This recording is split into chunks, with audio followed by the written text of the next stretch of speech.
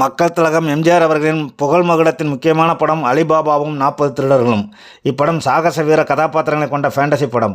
தென்னிந்திய திரையுலகில் கேவா கலரில் வெளியான முதல் திரைப்படம் என்ற பெருமையை பெற்றது.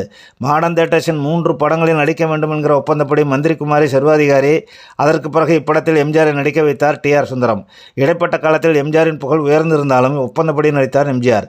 சினிமாவில் கூட்டணி என்பது அன்றும் இன்றும் சிறப்பான வெற்றி தரும்.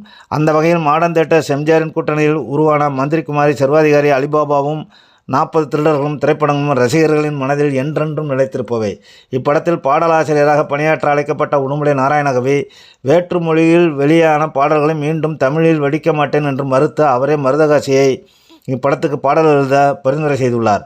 ஒன்றைப் போல இன்னொன்றை எப்போதும் ஆக்க முடியாது. அதற்கு இந்த படமும் சிறந்த உதாரணம். 1956 பொங்கலன்று வெளியான அலிபாபாவும் 40 திருடர்களும் படம் பெரும் வரவேற்பு பெற்றது. இப்போது வரை திரைப்படம் உருவாக்கிய சாதனையை வேறு படம் முறியடிக்கவில்லை.